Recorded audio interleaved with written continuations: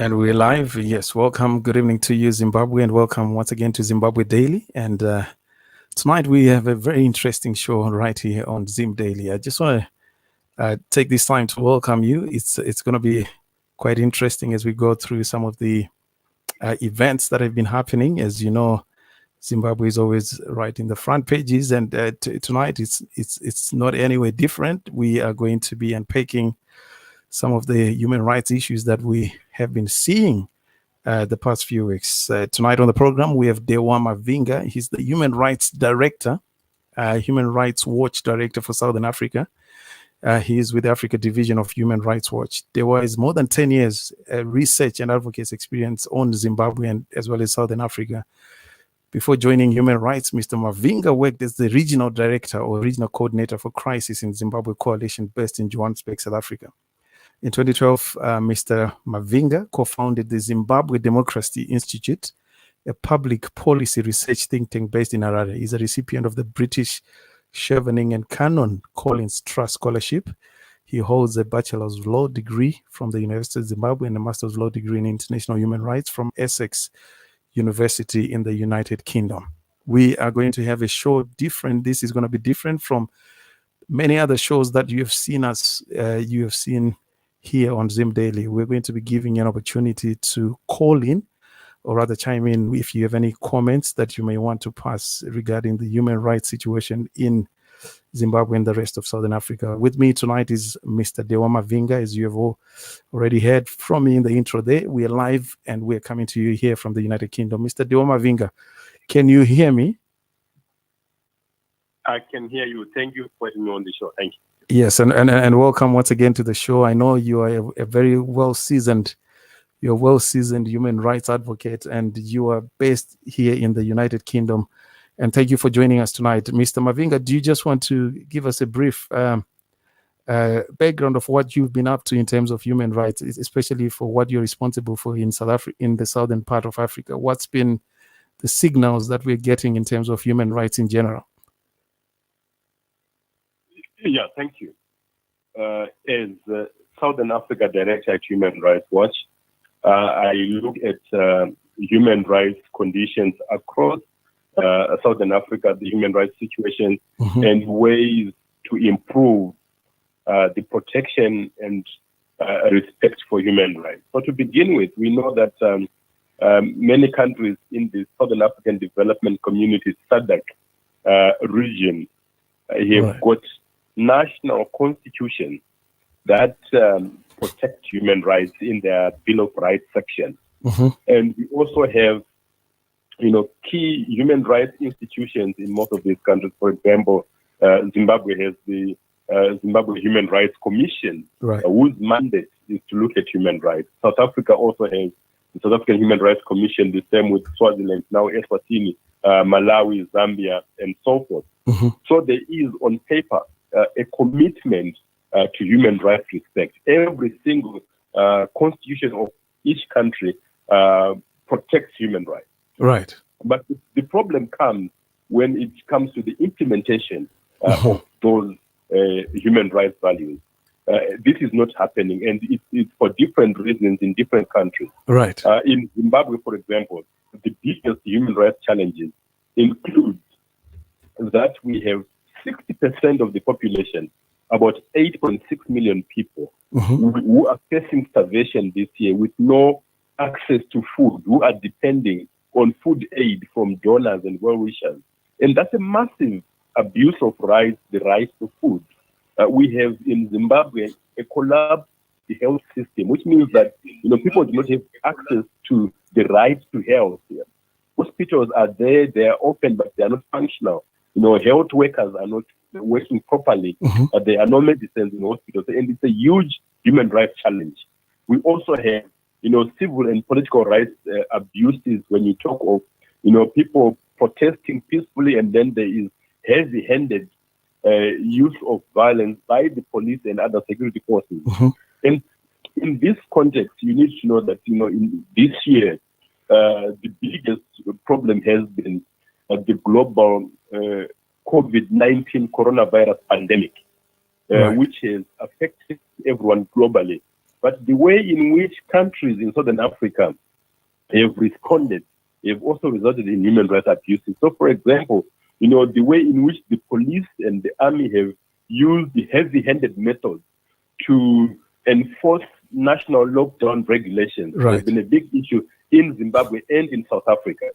In South Africa, there are other big problems, including, gender-based violence, including, rape and the murders of women, but also a big one that we have been looking at in South Africa this year has been xenophobic violence against African foreign nationals, particularly those from Zimbabwe, Malawi, Mozambique, Nigeria, because there is a scapegoating of foreign nationals in South Africa as being the reason for the problems that South Africans are having in their own country. So that's a big problem.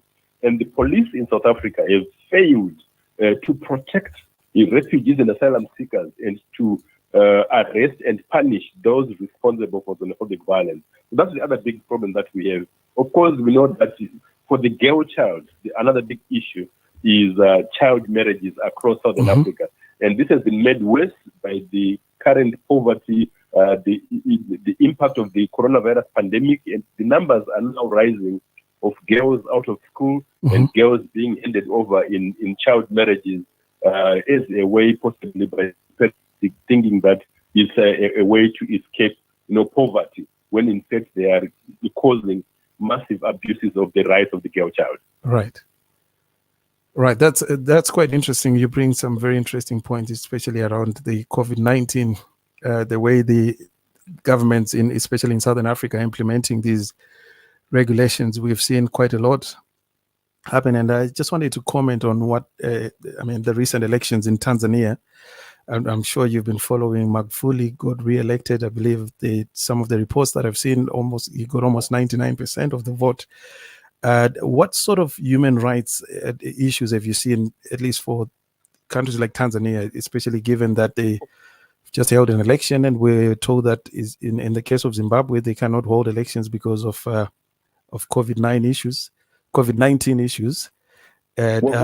How come we had elections go on in Tanzania? And also, have you had any signals from Tanzania in terms of human rights abuses over the past election? Well, the big problems of human rights abuses in Tanzania related to freedoms of the media, of association and assembly. There was a crackdown on journalists and the opposition, and serious questions about whether or not the election itself was indeed credible, free and fair. So those are the big problems of repression and authoritarianism across Tanzania.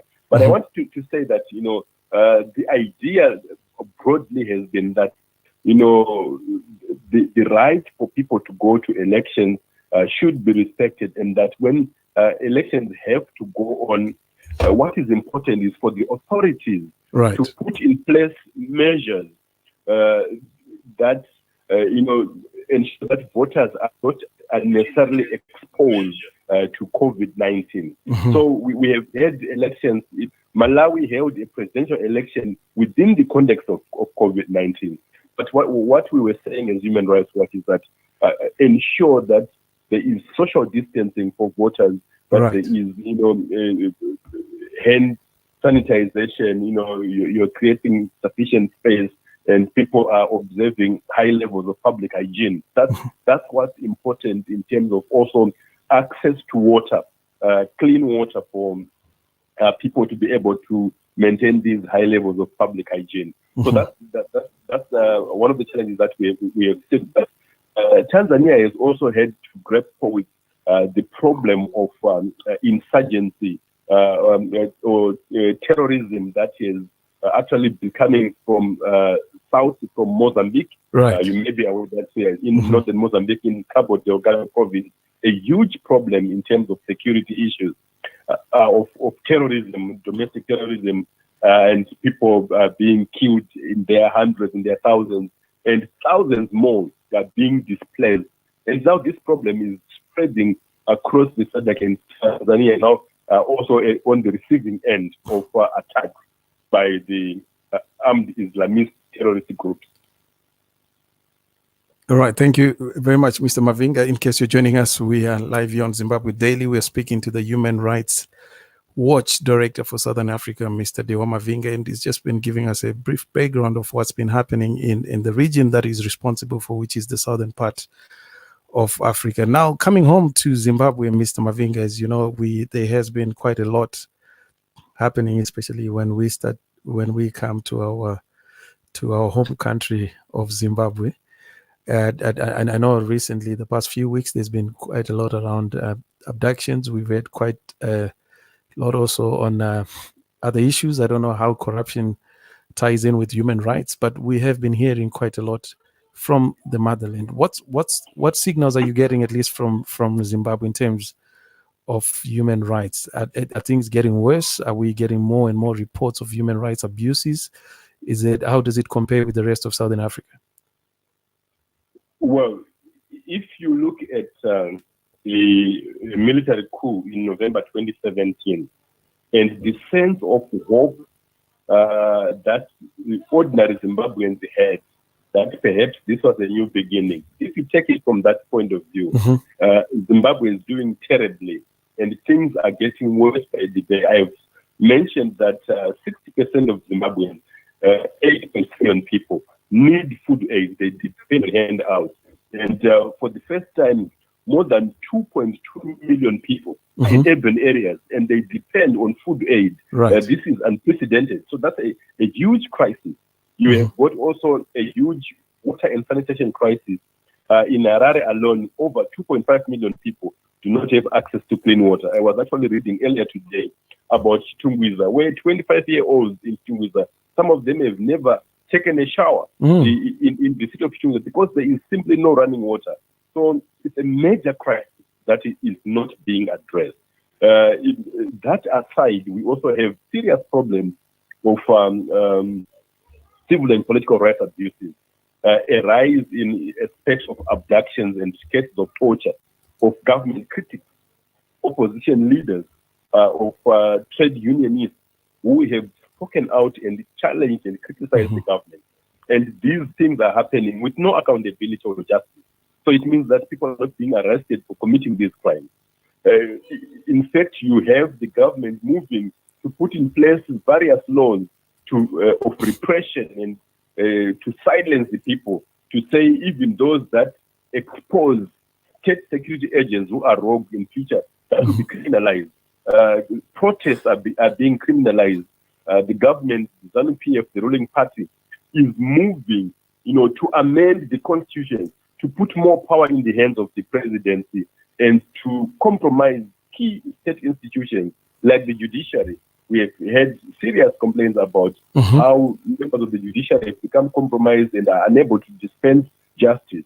And perhaps the biggest problem is actually corruption. Right. And corruption is a human rights issue in the sense that, the money that should otherwise be used to improve people's lives is diverted into the pockets of private individuals. So this is state money that should be used to improve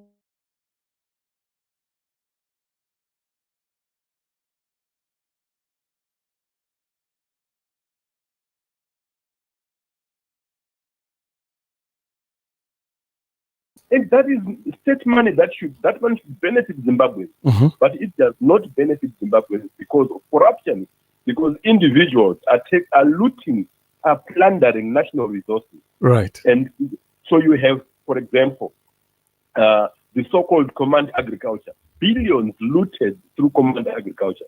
And what is the result? You have 8.6 million people with no access to food, who are food insecure, who are depending on donors, on the Americans, the British, the United Nations World Food Program, the people who are said to be, enemies of Zimbabwe. These are the people who are feeding Zimbabwe daily because corruption has taken away resources from Zimbabweans. And it's quite heartbreaking. And in a way, you get a sense that Zimbabwe is on autopilot.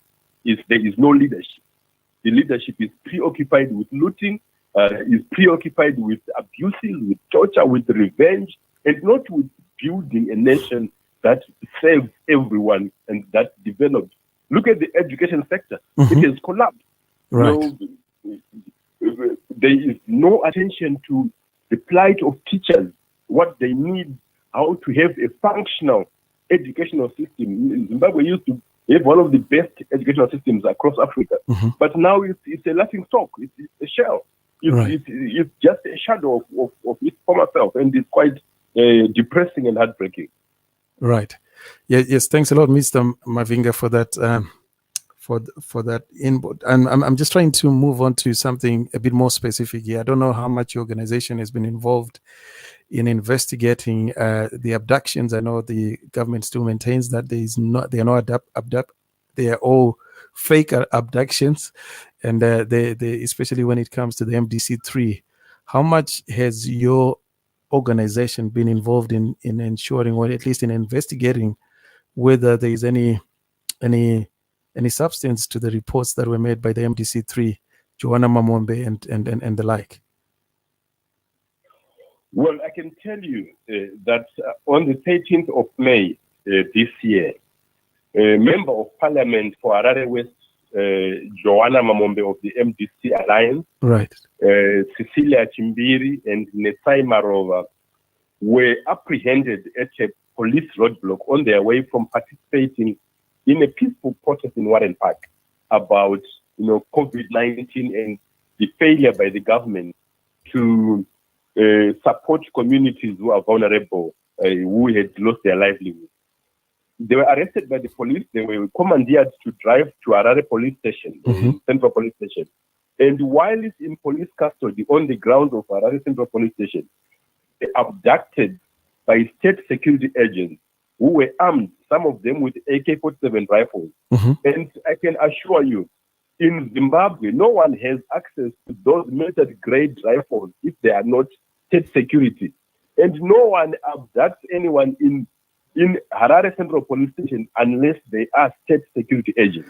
Yeah, so Mr. Mavunga, just so that I get a very clear view of what happened here. And I mean, these reports, were they investigated independently? Because I think what the state is maintaining here is most of these abductions are made up. Do we have any independent? Okay, that's a good point. Mm-hmm. Now, we have investigated, and as Human Rights Watch, we have recommended to the government of Zimbabwe to invite the United Nations Special Rapporteur on Torture, who is based in Geneva in Switzerland, to come into Zimbabwe, right, to carry out international independent investigation at the cost of the UN. And they have refused.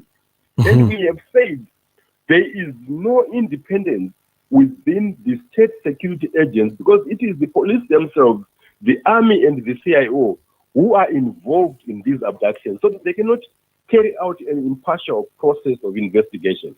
We need an independent investigator. But the government of Zimbabwe has refused. They have repeatedly refused, and there have been, in different cases, evidence, including the abduction of Tawanda Mcheyiwa in Bulawayo, the nephew of journalist Dudu Matutu. In that, there was even CCTV footage, and implicating a car hire company. But the police did not take any action. They did not investigate, and there are no arrests to date. So this is the state. This is state-sanctioned, state-sponsored violence on government critics, only targeting government critics. All the cases of abductions and torture that we have are those of people who have dared to challenge the government of Zimbabwe, the government of Mnangagwa. All right. Yes. Thanks a lot for those that are joining us. We are live here with Mr. Dewa Mavinga. There's very few people that I know that are seasoned in this subject of human rights than Mr. Mavinga, who is the Human Rights Watch Director for Southern Africa, is joining us here live from the United Kingdom. In case you may also want to take part in the program, there are some numbers that are flashing on your screens. Please, if you've got any questions for Mr. Mavinga tonight, we would like to hear from you. It's quite interesting. We have just been looking at human rights in general, as in the case for Southern Africa, and we have also now come back home to Zimbabwe just to look at some of the issues that we face as a country. As Mr. Mavunga has rightfully shared with us, Zimbabwe stands as one of the worst perpetrators of human rights in Southern Africa. When you actually combine all the issues that are happening in our country, there is no doubt that we have taken we've broken all the world records for the wrong reasons, and this is something that is shared by independent organizations like the Human Rights Watch. Mr. Mavinga, I know you have been a target of a government smear campaign, if I want to put it that way, or at least you have been targeted by the government of Zimbabwe for the work that you do in the human rights arena. Is there anything that you can share with us, some of the challenges that you have personally suffered in terms of in terms of ensuring that you carry out the duties that your organization has given you to? Have you had any issues going into Zimbabwe, or have you had the intelligence organization in Zimbabwe? Has your life been, is it at risk because of the work that you do? Yes, I have, as a human rights defender, received countless threats, right, abuses, insults, and threats of violence to myself, to my family. But I must say that I am in a privileged position, and we will not, be intimidated by, these informers or state agents who do not understand that our fight for human rights is a fight for everyone's livelihood in Zimbabwe.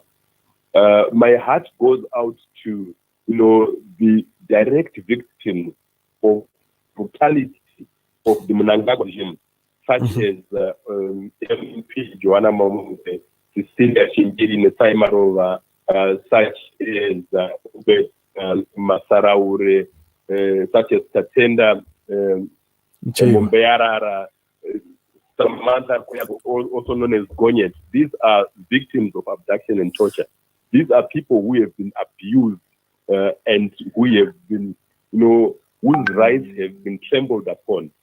I have been in Zimbabwe a number of times, and I have listened to victims tell me heartbreaking stories. Women in Hopley, in Epworth, who have been raped by soldiers in uniform during the protest in January and February 2019. I've spoken in Mbare, in Warren Park, in Chitungwiza, to families whose loved ones were shot and killed by the security forces during peaceful protests. So these are the people that have paid the ultimate price in terms of their defense for human rights. And there has been no justice. There has been no accountability. So when I look at, the insults that I receive, it's nothing. It's nothing. And I will not be intimidated, because I know that I have a greater cause, which is to speak out and to be the voice of the voiceless. So on that point, I remain committed, notwithstanding, these silly threats by agents who are paid to troll on Twitter or on Facebook or to send messages on the phone. That is nothing really. Right. So you are free to travel to Zimbabwe right now, and I know right now you're in the United Kingdom, but you've never had any issues visiting Zimbabwe? Well, I have had issues of being targeted, but of course I have been able to visit Zimbabwe, and in fact I was last in Zimbabwe earlier this year in 2020, investigating the water and sanitation crisis in Harare, Chitungwiza, Epworth, Ruwa, Norton, and Marondera.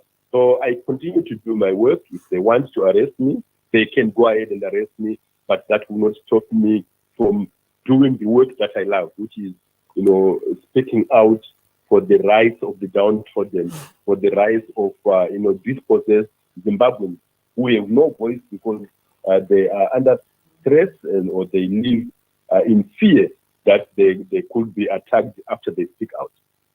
All right. Thank you very much, Mr. Mavinga, and welcome once again for those that are joining us. We've just been speaking. We are speaking to Mr. Dewa Mavinga, one of the authorities on human rights when it comes to Southern Africa. He's just been giving us a quick update of what's going on in pertaining to human rights in general in the southern part of Africa. I've just been talking to him here, where he has given us an update regarding the abductions, the cases of abductions in Zimbabwe. As you know, the MDC3, one of the prominent cases that we have been looking at or have been following here on Zimbabwe Daily is the Joanna Mamombe and her friend's case. That case, as you know, the state maintains the MDC trio actually made up the whole abduction story, and they maintain that they've got the evidence to prove that. Mr. Mavinga has just confirmed that there's an independent organization, the Human Rights Watch. They have also done their own checks, and they've encouraged the government of Zimbabwe to engage an independent investigator just to ensure that the accusations and the allegations leveled against the government are genuine, but the government has not been they've not been forthcoming in that respect. So we will continue these discussions around human rights as Mr. Mavinga, who has been kind enough to join us tonight. This is one of the many programs that we have lined up for you as we launch so many programs right here on Zimbabwe Daily. Mr. Mavinga, I just want to thank you for taking time to speak to us tonight. What is your general outlook in terms of as we are coming closer and closer to the 2023 elections? Do you see, are you seeing any light at the end of the tunnel, or things are going to get worse as we move to 2023?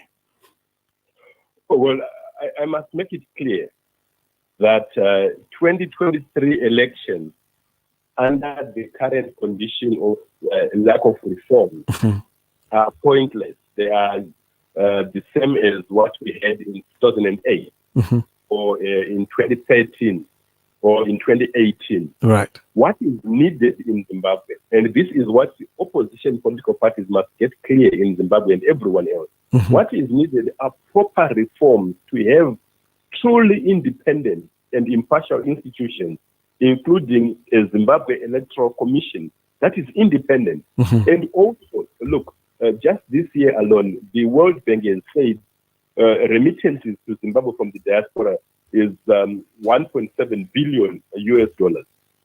That is massive. It means that the Zimbabwean diaspora is huge and is powerful. So there is need to grant the diaspora votes ahead of the 2023 election.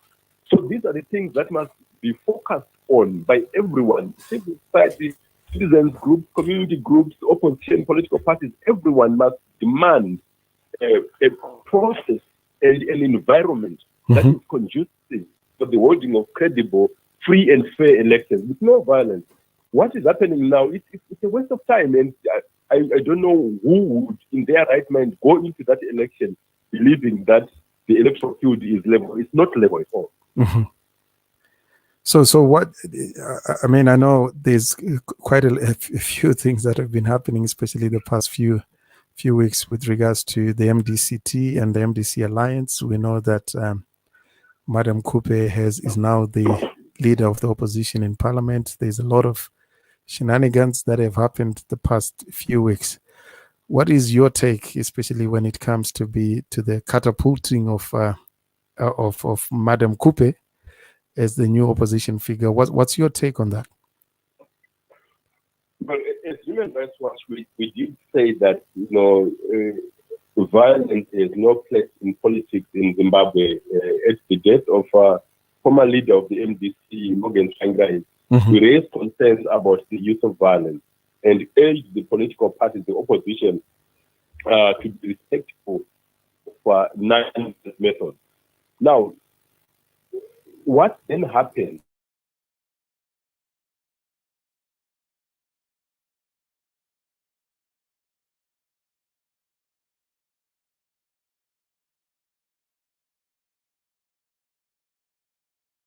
For the court or for anyone else to purport to say that, in fact, Madam Kupe could be, under some circumstances, be a member of parliament without going to the vote is improper, in my view, and I think it's not democratic. Right. Yes. I think that's a very interesting topic that we would like to maybe delve into next time as we are looking at the the situation in Zimbabwe for tonight. But tonight, this is the time that we've allocated for this program tonight. I appreciate that some of you are having issues, technical issues. I'm hearing that the sound is breaking, but we will try and get that fixed, and obviously and invite our dear guest, Mr. Mavinga. Like I said, there are very few people that can talk on this subject of human rights than Mr. Mavinga in Southern Africa. He's one of the well-seasoned authorities on human rights, and that we would like to thank him for taking time to speak to us tonight. Mr. Mavinga, what are your parting shots for tonight? What would you like our audience to know as we sum this program up tonight? Yeah, thank you so much. I would like people to know that contrary to the propaganda from the ruling party in Zimbabwe, human rights are not partisan, they are not political, they are for everyone. Right. And human rights begin with breakfast. Everyone must know that they have their rights in the Constitution of Zimbabwe. They don't wait for anyone to tell them, not even America, not Britain. Or the rights that we speak about are rights that are in the Zimbabwean Constitution, right, and in the African Commission on Human and People's Rights. So these are homegrown rights. In fact, when I look at it, the first generation of human rights defenders was the generation of Uyana and Sekuru Kabuve, who fought for the liberation of Zimbabwe. And then we had the generation of Joshua Ngomo, Rex Nongo, General Tongogara, and others. They were human rights defenders. And now we have the same challenge. So everyone must embrace the struggle for human rights, respect as a patriotic, homegrown struggle that must not be abandoned, even if it means challenging the sitting government. Right. Right. Thank you, Mr. Mavinga, for such wonderful words. Tonight, we've now come to the end of the time that we'd allocated for the program tonight. I'm sure we'll invite you again to speak to our audience. And thank you for taking some time to join us here on Zimbabwe Daily. What we had intended to do was to run a live program, but I'm hearing of some technical issues that you guys are facing, and we ensure we'll endeavor to fix those, and then hopefully next time we can have a more worthwhile conversation. Mr. Mavinga, thank you very much, and God bless you for joining us, and we will have you again on this program very soon. For those that are joining us, thank you very much for taking time to spend a few minutes with us here tonight. We've just been speaking to the leader of the Human Rights Watch, Mr. Dewa Mavinga. This is one of the most respected organizations when it comes to human rights. And Mr. Mavinga himself is an authority, when it comes to human rights. Very few people, especially in the southern part of Africa, know human rights or actually breathe and speak human rights than Mr. Mavinga. He has had his own share of brutality, as he has shared with us tonight, that the government of Zimbabwe has targeted him a few times, but he is not deterred by some of the challenges that he faces. He actually is based, right, well, he was talking to us here from the United Kingdom, but most of his work is based in the southern part of Africa. And we want to thank Mr. Mavinga. We also spoke a little bit about the Tanzania elections. Those that have been following the elections, Mr. Magufuli won a landslide. Those that know very well that once a leader gets into power in Africa, it's very, very difficult to actually move them, because they kind of share these tactics and strategies of rigging elections. And we are seeing that play out in Tanzania as well. Thank you very much, Zimbabwe, for joining us. I think I'm just going to go through some of the plans that we had for tonight, just to look at the latest news as we come closer to a new week. I think today is Sunday. Being a Sunday, it is a new week, and we're going to be moving on to the plans out to at least the latest that we have been receiving from Zimbabwe. I'm just going to go through some of the articles that we're carrying here on Zim Daily. Mr. Mavinga, thank you very much for joining us tonight. I will go through the latest as we look at the breaking news from Zimbabwe tonight. One of the stories that are of interest is the story that we've been following here on Zim Daily this afternoon. This is the Henrietta Rushwaya story. I think most of you, this is a story that was actually that made the headlines for the past week, and we have been witnessing quite some interesting developments coming out of Zimbabwe tonight. We're coming to you live here from the United Kingdom, and once again, this is Zimbabwe Daily. We've just been speaking to Mr. Dewa Mavinga. Let's look at the stories that are making the headlines. Rushwaya's case brings further spotlight on Zimbabwe. Henrietta Rushwaya, as you know, has been making headlines the past few days. She happens to be the president of the Zimbabwe's Miners Association of some sort. And guess what? As a president of that body that's responsible for, I believe, small-scale miners, she has also been helping herself to some minerals, and those that have been following the story know very well what transpired this past week. Barely a week after the Zimbabwean government and its other counterparts commemorated the Anti-Sanction Solidarity Day, meant to try and force the removal of sanctions imposed by the West on Zimbabwe, the public relations campaign might have just hit another wall, as Henrietta Rushwaya's attempted gold smuggling case brings the government under spotlight for the wrong reasons. What is interesting is the fact that Miss Rushwaya herself is related to the first family in Zimbabwe. I think some of the reports we're receiving is the first family, especially the first lady and her twin boys, were actually heavily involved in the transaction that never really completed. As we know, as she was on her way to Dubai, there were some people that were never really, it doesn't look like everyone was informed of the plans. These are things that happen. I think Henrietta Rushwaya's case is just a tip of the iceberg. There are many other cases that have occurred in Zimbabwe that never really got, at least people that got away with the smuggling. We are very much aware of high-profile individuals that are involved in this ring of gold smuggling that have never really been caught. But for Henrietta Rushwaya, it was not her day. I'm sure she had been involved in some of these escapades, which turned out not to be turned out the way she had planned. But we just want to see what happens. So Miss Rushwaya, by the way, is Zimbabwe's Miners Federation president. And imagine this is a body that is meant to be looking after our miners in Zimbabwe, and she is basically feeding to the the output of what these miners, who are, I believe they are mostly small-scale miners that are involved in mining in Zimbabwe.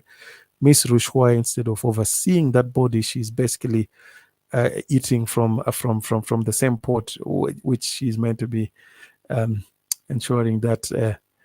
If you get what I mean, yes. There's a lot of stories around Miss Rushwaya. Remember, it is at Ziffer boss, we also hear that there was a lot of corruption that happened during a short stint at Ziffer. There you go, ladies and gentlemen. Miss Rushwaya is also related, we understand, to the first family, and obviously this could not have happened without the first family knowing, and they're just trying to distance themselves from the whole story. Questions were asked about the efforts being made by the United Kingdom government and the European Union to try and ensure independence of judiciary in Zimbabwe at a time where there have been no prosecutions for corruption, despite overwhelming evidence of gross corruption by the ZANU-PF officials. And one of the interesting things that we've seen, at least the past few days, is the fact that Mr. Nick Mangwana, who is the spin doctor for the government, has been going, at least we saw quite a lot of Twitter activities around the fact that Mr. Nick Mangwana is saying that they have zero tolerance on corruption. So they say one thing, but obviously their actions speak otherwise. And we are following this story very closely as we try to understand exactly what happened. I've just been looking at a tweet here sent by Mr. Nick Mangwana. This is about 7 hours ago. Let me just share with you here as we look at the latest that is coming out of Zimbabwe tonight, right here on Zimbabwe Daily. We have also just been speaking to Mr. Dewa Mavinga, who highlighted this issue of corruption in Zimbabwe. Just look at this tweet here that Mr. Nick Mangwana shared earlier this evening. Mr. Mangwana says, First Lady Auxilia Mnangagwa has dismissed attempts to link her to Henrietta Rushwaya, who's facing charges of trying to smuggle 6 kgs of gold. And this is how they respond to any accusations or allegations of corruption. We know the First Lady was also involved with a gentleman who was involved in the COVID scandal. And as soon as they discovered, or the moment they were caught with their pants down, we know what has been happening. They are very good at what is a term that was coined recently by one of the Americans. I think they used the term deniability, if I can remember it well. But that's the kind of response that you would kind of expect from the First family. They, whenever they are caught with their pants down, they deny that they're ever involved, or they, as you know, they are a law unto themselves, so no one can really accuse them of anything. But this is something that has just come. This is a report that we're receiving from the Herald. The Herald is telling us here that the First family, especially the First Lady, who has been accused or is actually linked to the gold, to the scandal that Miss Henrietta Rushwa is currently in remand prison for, has dismissed attempts to link it to Henrietta Rushwa, who's facing charges of trying to smuggle 6 kgs of gold. In a statement, the First family challenged the police through their relevant office to issue a statement with regards the utterances by one officer during her arrest that falsely implicated her and her sons. So what you are seeing here playing out, as always, when they are caught, they will try to pull all the strings that you can think of under the planet to ensure that they at least divorce themselves from the scandal. So what you are seeing here is exactly what happened with the COVID scandal. There will always be someone, a scapegoat, that is going to be sacrificed. In this case, it's Henrietta Rushwa, and the First Lady is challenging the police through the relevant office to issue a statement. And as you can expect, the police are going to issue a statement to exonerate her. This is exactly the things that we're having to deal with in Africa. I think when it comes to human rights, Africa is one place where you know that the powers that be, as long as they are still in power, they will have it their way. In the United States of America, for example, you have a lot that's been happening. As you know, Joe Biden, who's contesting the current president, Mr. Trump, has had accusations leveled against him, and most of it have actually been swept under the carpet. As you know, the media is conniving, at least with the Democratic Party in the US, to silence anyone who tries to bring such issues to light. And we have seen the same. America used to be a beacon of democracy, and it is a country we used to look up to to set the pace for the rest of the world. But recently, what has been happening in the US, at least for some of us that have been following the events, we know very well that that beacon of democracy is no longer the case, at least for the United States of America, especially the corruption that we have seen in the media, the likes of CNN, and this is a topic that we wanted to delve into quite a lot tonight, but we will leave it for another day. But I'm just going to say a few things, at least. I've picked my own horse when it comes to the US elections. I think it goes without saying, at least for those that are level-headed like some of us, we know very well that President Trump has done a lot in terms of ensuring that there is at least a bit of sanity in the way things are done in the world when it comes to the World Health Organization. When we try to talk about the WTO, some of us who follow these events know very well that these organizations have been captured by the far left organizations in the countries like China, who basically contribute quite not that much, but they've got so much power in terms of determining what happens with the World Health Organization. So we have picked our horse between Biden and Trump. We have never shied away from actually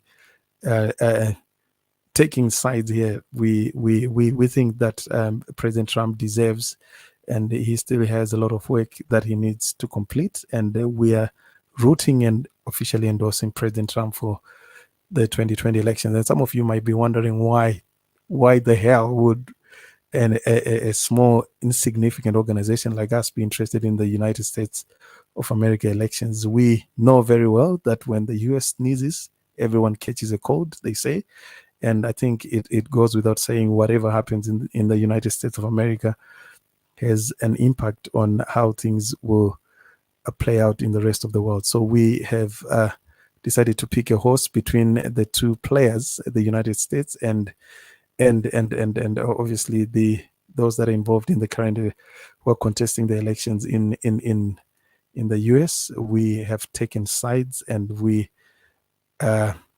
taken a side, at least for some of us. And I know this is quite an interesting subject, and some of you get very animated when we start talking about the United States of America elections. And we are confirming tonight, for those that may want to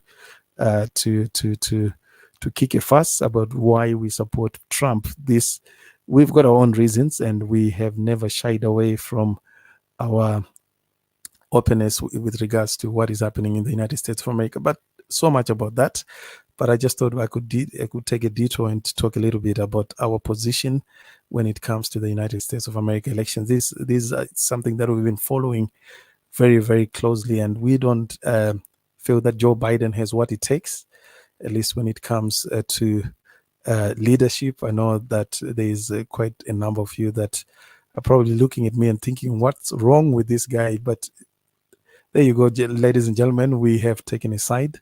We are endorsing President Donald Trump for president. And I know it's it's a very controversial subject, and we are more than willing to be controversial in that sense. But we are looking at the latest events that are coming out of Zimbabwe, and also just took a detour there to comment a little bit about what's happening in the United States of America. For anyone who feels otherwise, why we think President Donald Trump is better placed to be the next president of the United States of America. Let's hear your views. You're more than happy to, you're more than free, rather, to voice your concerns. You have our chat room where you can pretty much, pass any comments. Right now, once again, we are right here on Zim Daily. We are looking at the stories that are making the headlines, and I've just been looking at some of the responses that we are receiving from the First family with regards to the accusations that are being leveled against the First family, as they were caught with their hands in the jar, in the jar, as they say.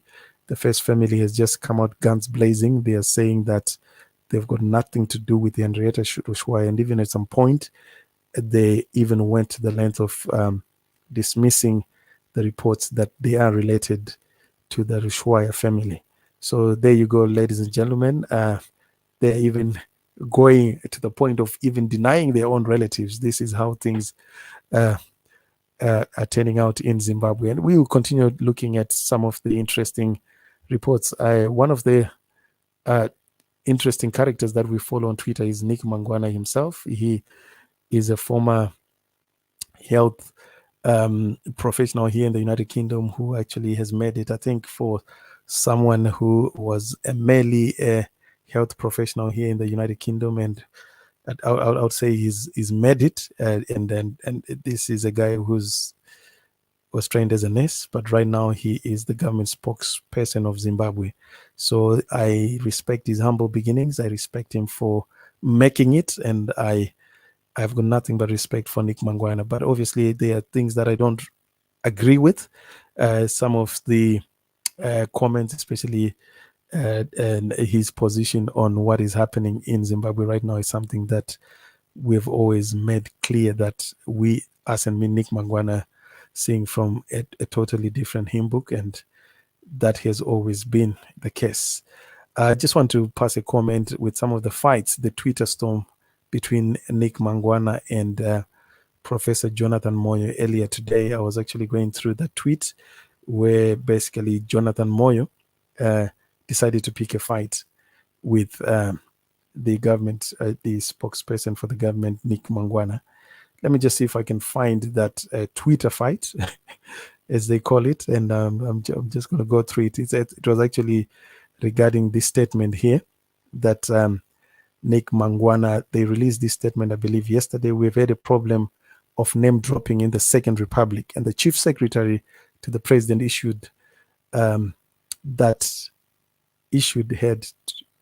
I don't know what he's trying to say, but to issue a statement distancing His Excellence from such manipulative miscreants and warning against recent events indicate this has not stopped. So the press statement says it has come to our attention. This is a press release. I would actually call it these threats that are coming from our esteemed office of the president. They are basically saying that it has come to the attention of the office of the president that the individuals who approach government institutions purporting to be representatives of senior government officials or to be carrying messages emanating from the same. A number of these individuals even claim to be representing or carrying messages from His Excellency, the President of Zimbabwe, President Mnangagwa, in order to engage in what commonly is referred to as name dropping. Law enforcement institutions are the main targets of these name dropping individuals. Members of the public are advised that government officials, including His Excellency, the President, Emmerson Mnangagwa, communicate formally through government structures and on matters which fall strictly within the confines of the Constitution of Zimbabwe. The public and civil servants are advised to report any persons purporting to be acting on behalf of His Excellency the President, Comrade Emmerson Mnangagwa, or other senior officials to the nearest police stations for swift action against such fraudsters. So this is what a statement that was released by Nick Mangwana, and there was actually a few responses. Just trying to see if I can find that message from Professor Jonathan Moyo, who had a back and forth with Nick Mangwana to the point that they ended up calling each other names. I think that tweet has now been deleted, but it is kind of interesting to note that the president, or at least the government spokesperson, was involved in such a Twitter fight. So thank you very much, Zimbabwe, for joining us tonight. We've just been looking at the latest events that are coming out of Zimbabwe tonight. Nick Mangwana has just dismissed the allegations against the First family that, especially when it comes to the First Lady, for those that are following the Henrietta Rushwaya scandal, the gold scandal, you would have read in the media that Henrietta Rushwaya, or at least one of the police officers or the officers that were involved in ensuring that she had a safe passage through the airport, reported that they were sent by the First family to ensure that Henrietta Rushwaya would pass security without any issues. But what's happening now, as we are hearing tonight, the First family has pretty much come out guns blazing.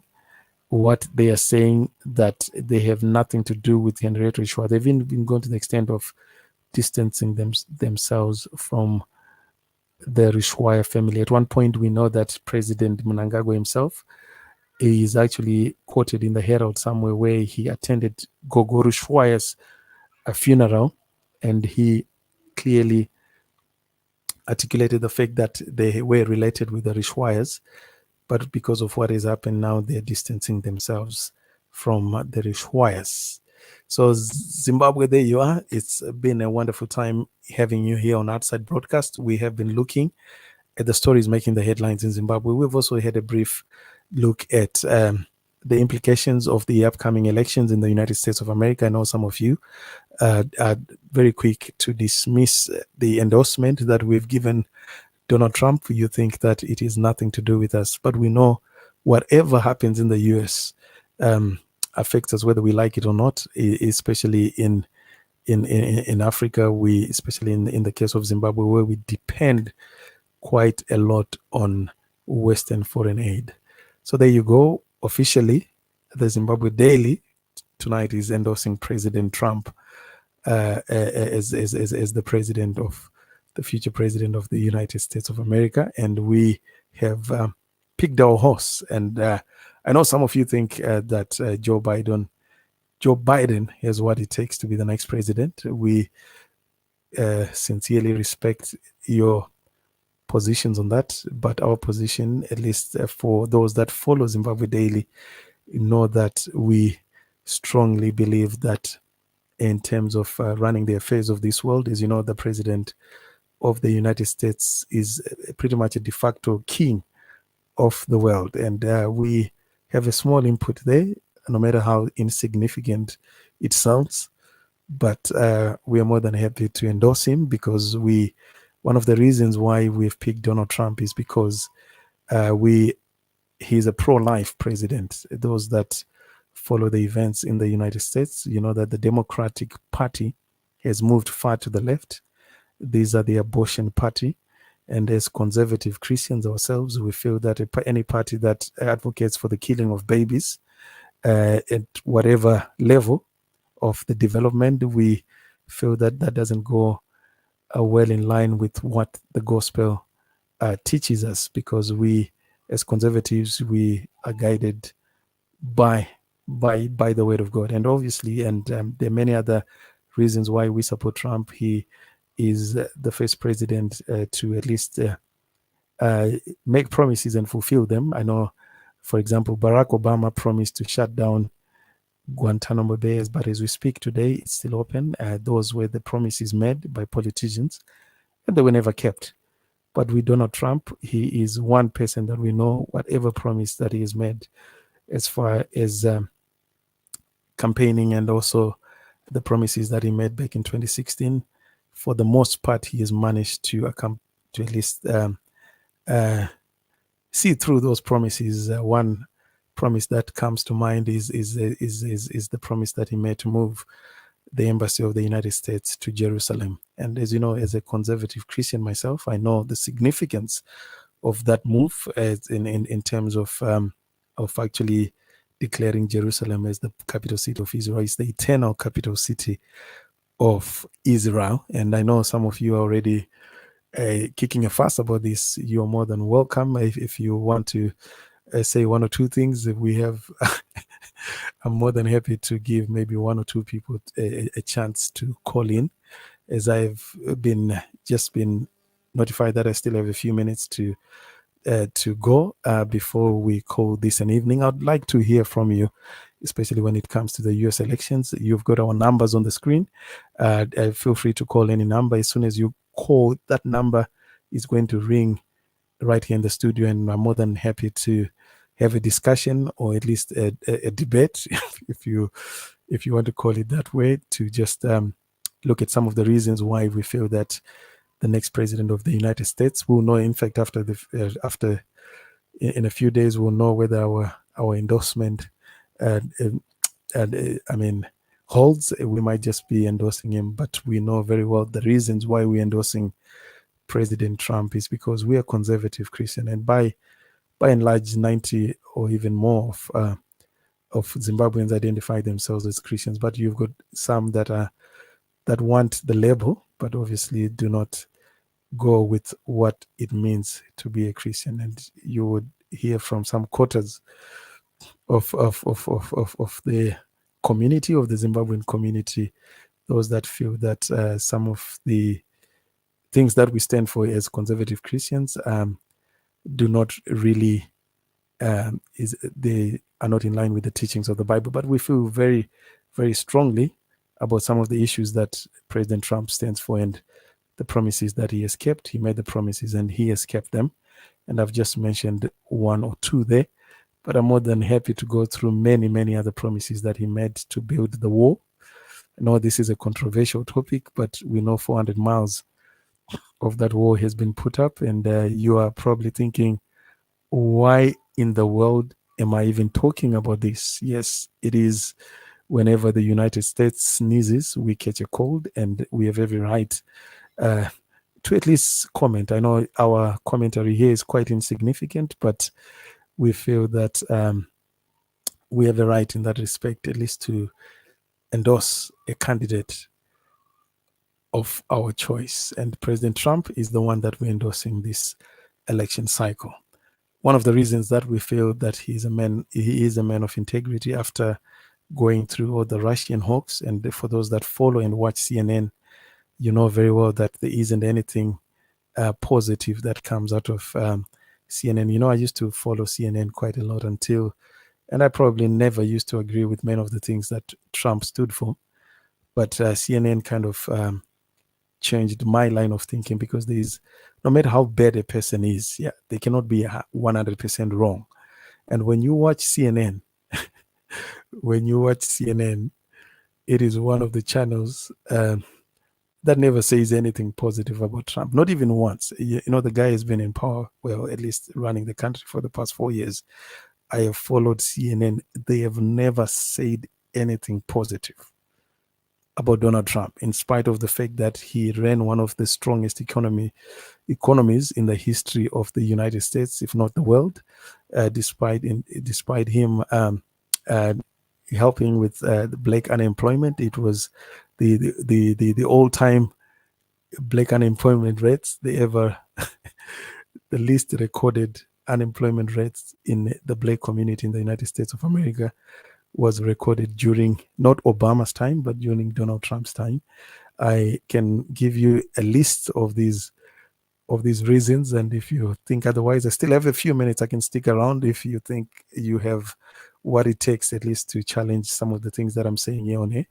Please feel free to chime in. Call any one of the numbers that are on the screen, and I'm more than happy to engage, at least from that side of things. So while I'm waiting for a call, at least I would like to hear from one of you guys. If you feel that I've started you off by some of the things that I've said, and you want to challenge the facts that I've just been sharing here, please feel free to call any one of the numbers that are appearing on the screen. If you're in the United States of America, there's a US number, and I'm willing to take any of the bullets that are going to be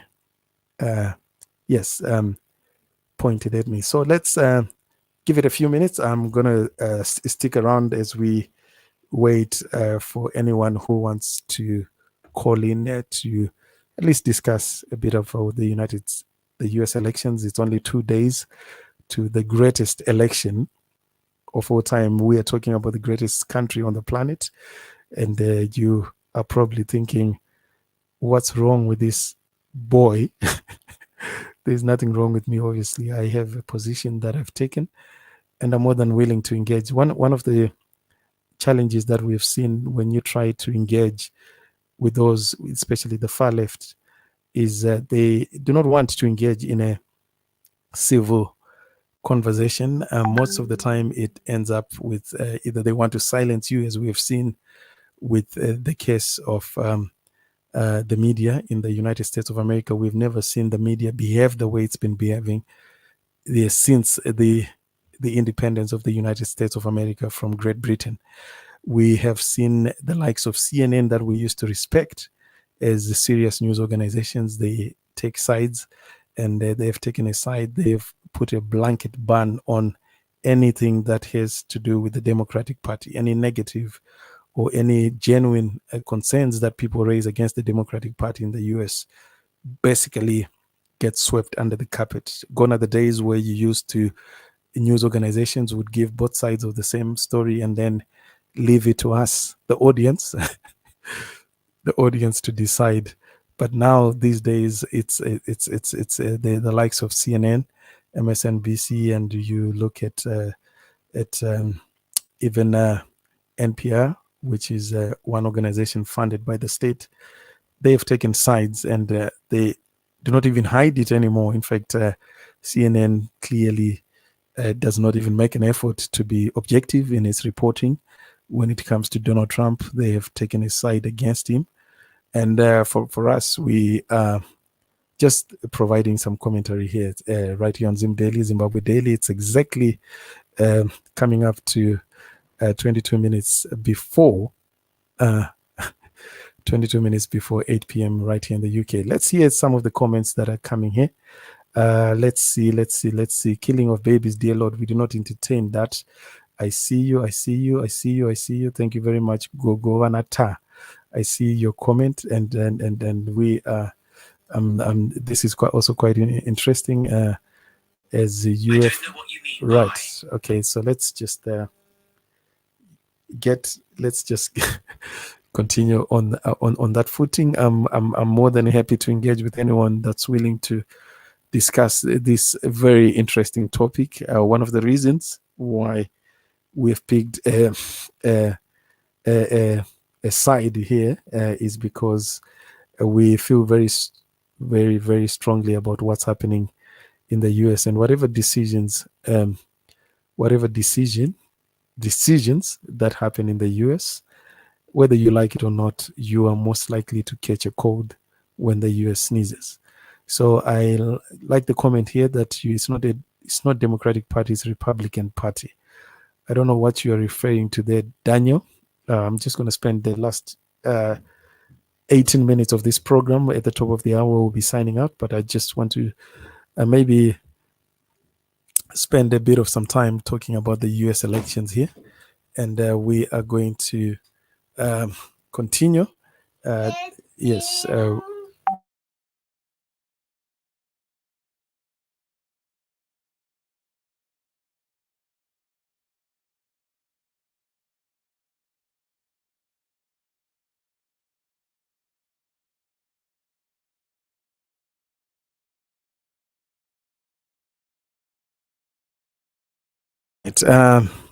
Let's hear from you, Daniel Mudzungwe. I'd like you to maybe expand a bit more on what you mean. Please feel free to write in the chat if you don't feel like you want to join me here live on Zoom Daily this evening. Feel free to at least maybe clarify the statement that you've shared with us here. I am looking at the comments. Killing of babies, dear Lord, we do not entertain that. To hell with it. Yes, I know this is what the Democratic Party, the party of Barack Obama, and also the party of Joe Biden, this is what they stand for. They even allow abortions even to just a few days before. Oh yes, Daniel, I think you. I don't know if I misspoke there, but I meant that Donald Trump represents the Republican Party. He does not represent the Democratic Party. So, in case I made reference to that, I meant that maybe I was referring to the democracy aspect of it. There's the Democratic Party in the US does not stand for democracy anymore. As you know, it's all about intimidation. Those that have been following the events in the United States of America agree with me that there has been quite a lot of intimidation, especially from the groups like Antifa, who support these far left groups that believe that the only way that you can engage with someone is to silence them. They don't believe in a discourse like we're having right here, in a civil discourse. The one that we're having right now, I really meant Trump represents the Republican Party. I can guarantee you that that's what I meant, because I actually follow what happens in the United States of America. And yes, but thank you for raising that up. I have a few more minutes. If you want to engage, I'm more than happy to engage with you. Let's just look at some of the comments that we are seeing here. Yvonne Mashi and thanks, Yvonne. We are looking at the stories making the headlines. Let's just see. One of the interesting topics that we are looking at here is as it comes to the U.S. elections. I just want to highlight something here. One of the reasons why we have decided to endorse Donald Trump for president of the United States of America. Our endorsement is insignificant. It's not as some of you are. I can kind of feel what you are saying, that why are we even bothering to endorse Trump, because we're just as insignificant as anything. But we feel that what Trump stands for, we identify with some of the principles that Donald Trump stands for. I've just kind of laid out a few. Pro-life, we believe that every life is precious. Conception, life begins at conception. As soon as a baby is conceived, that's when life begins, and we feel that life is precious. It should be preserved. But you have the likes of Planned Parenthood. These are organizations that are heavily financed by the Democratic Party. that are responsible for the killing of millions of babies, especially in the black community. For those that follow what happens in the United States of America will know that the likes of organizations like Planned Parenthood, they actually target the most vulnerable, and the most vulnerable in the United States are the blacks and many other races, and they're the ones that are basically involved in most of these acts of heinous acts. And imagine those. I'm just trying to choose my words very carefully so that I don't get accused of being a tomboy here, but I'm just trying to choose my words very carefully here. So that's one of the reasons why we feel that Donald Trump should be the next president of the United States of America, because of some of these principles that we identify with. And I have also laid out a few other reasons that I'm more than happy to expand on if you would like me to give you a bit of context why we think this is the man that the United States should be voting for as their next president. We will know in the next few days whether we were right or we are wrong. And if you have been following what's happening in the US, you know that at least if this is the first time that the US elections are most likely, people are going to be claiming the rigging of elections. If you just want to judge the mood of the electorate, especially the United States electorate, you can easily judge that by looking at the numbers of those people that are attending the rallies. Yeah. And the way, I know some of you who support Biden and Obama and the like, you can argue and say numbers don't really matter. But if you look at those that are attending Trump rallies and the way that they are fired up for Trump, and you look at a handful of those that are a few people, in fact, the likes, they had to call in or romp in Obama just to try and boost the numbers of those that are attending rallies. I was actually reading an article the other day where 12 people, and I mean it, 2 people attended the great Barack Obama's rally.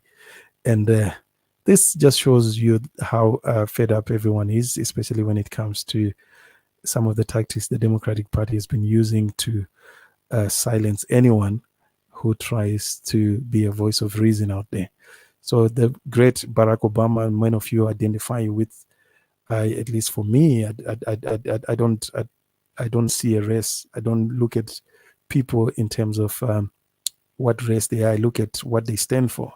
So the likes of Barack Obama, some of the things that he stood for, I never identified, and I did not identify with some of the things that Barack Obama stood for. I can give you many examples, but for the sake of time, I'm going to choose not to. But one of the areas that I'll just mention is when it comes to same-sex marriage. As you know, same-sex marriage actually was endorsed, and it was given life. It's something that and no one ever really thought would happen in the United States of America, but it happened under Barack Obama's watch. I think this is a very controversial topic, but we choose to take a side on this, and our side is obviously marriage is between a man and a woman, but Barack Obama is the one who brought same-sex marriage to the United States. So there you go. That's one of the reasons, one of the many reasons that we think that right. So let's see if there's any other comments that are worth looking at before we call it an evening. I've got 10 more minutes to go before we sign out tonight. We've just been looking at this is outside broadcast. As you can see on our outside broadcast, we look at other issues that if we look at stories outside Zimbabwe. That's why we call this show the Outside Broadcast Show. We're trying to look at stories outside Zimbabwe.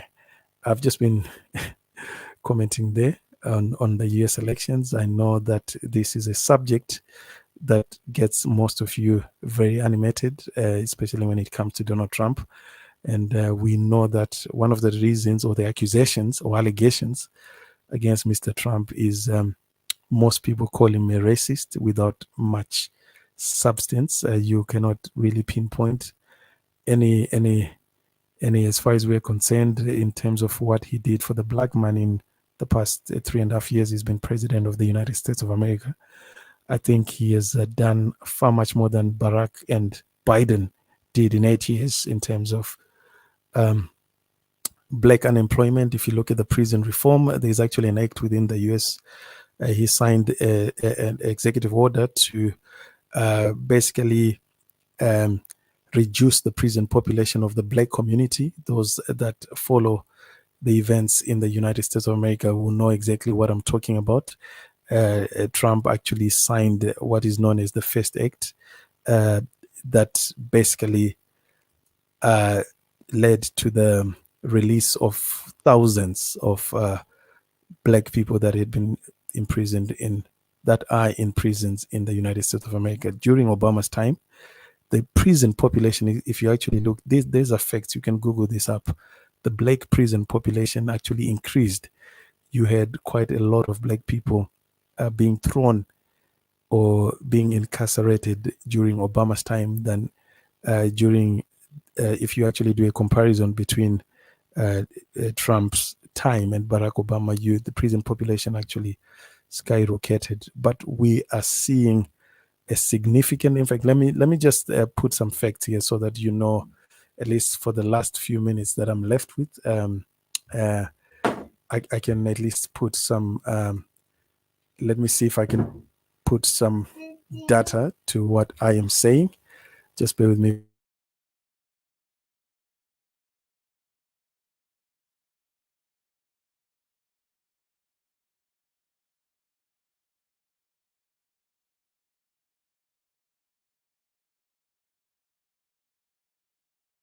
All right, let me just give you some facts here. I'm just gonna, as I conclude this part of the program, I'm just gonna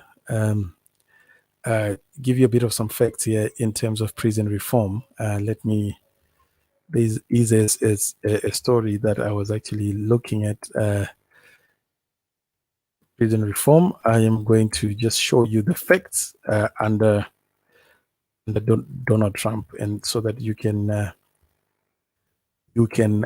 make a choice. So this is the first act. It's called the First Step Act. I'm actually going on Wikipedia. I know some of you don't really agree with what. In fact, let me just see if I can find the First Step Act, and I'm just trying to give you the facts here. Okay, so let's go to Politico, the Politico magazine here. It is looking at the Biden versus Trump, who's the actual criminal justice reformer. Right. Let's look at the facts here. So during Biden's time, criminal justice reform is finally. So the reason why I'm touching on this, because the black community in the United States is the most affected community when it comes to prison population. So the reason why I'm trying to bring this up is when we hear some of these allegations against Trump that he's racist, he is this and that, there's actually no much substance to those allegations when it actually comes to looking at the facts and figures. Of course, there is a statement that he said regarding Africa, and he actually claims that that he never said that statement. It's basically people that wanted to smear him. I think if you look it up, he says that he never said that. But let's just give them the benefit of the doubt. Let's just assume that he called Africa whatever he called it. But let's look at the facts now. I'm trying to look at what he says and the action. So divorcing our words and what we do. And for the most part, as you know, for those of you that are students of the Bible, it's not really what you say, but it's what you act. It's what you do. Sorry, and I can give you a good example of a story it's actually a parable that you find in the Bible of two brothers. I'm just paraphrasing here. A father comes to two of them and he says to one of them, "Can you do something for me?" The other one says he's going to do it, and then he does not do it. And then the other brother says no, but then goes ahead and does whatever he had been asked to do. And Jesus then goes on and says, which of the two actually did the father's will, and we know it's not the one that said they were going to do it and did not do it, but it's the one that said no, and then they went ahead and did it. All right, so let's just look at the facts here. So, criminal justice reform. Who is the reformer here?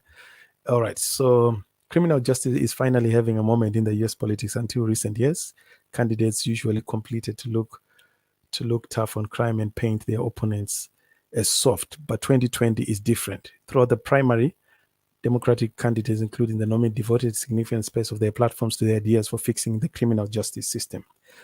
And the Republican incumbent, Donald Trump, is running a reformer to touting a key legislative justice reform achievement on his watch, the one that I was referring to in my rant earlier, this one called the First Step Act.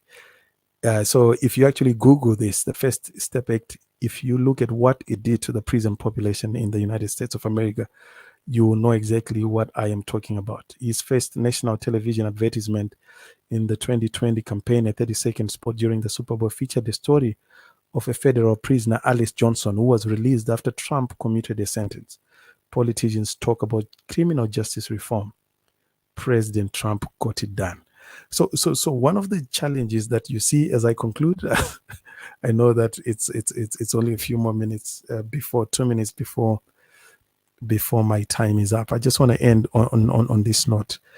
One of the biggest challenges that you're going to face as a human being, or at least as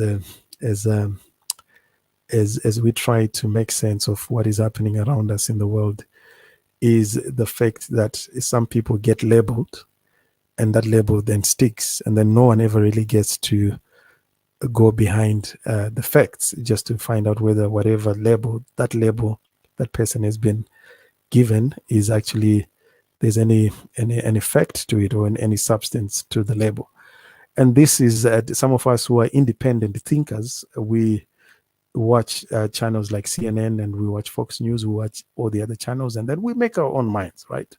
We don't decide based on what any news channel, and this is not, I'm not trying to convince you here to be a Trump supporter like me, but all I'm trying to say here is you give people the facts, and then they can make up their own minds. I'm just going to end on this very note as we look at the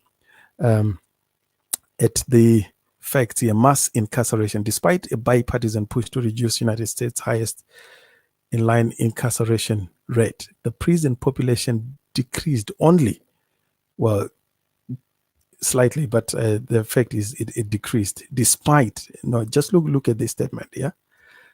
Even during Obama's time, the number of black people that were incarcerated during the 8 years Obama was in power, as some of you call Obama your darling, the prison population actually increased at a very high rate. It's only in 2018 when Trump put in this First Step Act that I'm talking about, and the most recent year, it was the last year in a slow but steady decade-long decline to the current population. Yeah. So let me just go ahead and actually I'm just looking at the facts here. If I can find the numbers. All right. I don't know where that number, the one that I was talking about. The First Step Act dedicated a number of resources to reducing blah, blah, blah. Anyway, on that very note, I think my time is running out. But if any of you guys are interested in learning more about this First Step Act, on what it has done to the black prison population in the United States of America, please feel free to Google it. On this high note, I just want to thank you. We started off this program with an interview with one of the most seasoned minds out there on human rights, Mr. Dewa Mavinga, and we have just been continuing just to look at the outside broadcast, which is a program that we planned for this evening, to look at some of the issues that are happening outside Zimbabwe. And this is the reason why this program is called Outside Broadcast, because we're looking at outside events. So in case you want to nail me on the cross for discussing world politics, just know that the name of the program is called Outside Broadcast for that reason. So once again, we will be coming back to you tomorrow. We have a lot of, especially these coming weeks, there's a lot that is happening here at Zimbabwe Daily. We are looking to move or to morph into a fully fledged 24/7 online TV and radio station. And this, we're actually at an advanced stage where we have been putting together all the parts that are needed for us to accomplish that. And we think we're at a point now where we can bring you some very interesting programming, and where we can also get you to engage with us as we bring you the latest from Zimbabwe and the rest of the world. Once again, good evening to you, and welcome, and thank you for joining us tonight. Until we speak to you guys again, you have a wonderful evening. Bye-bye.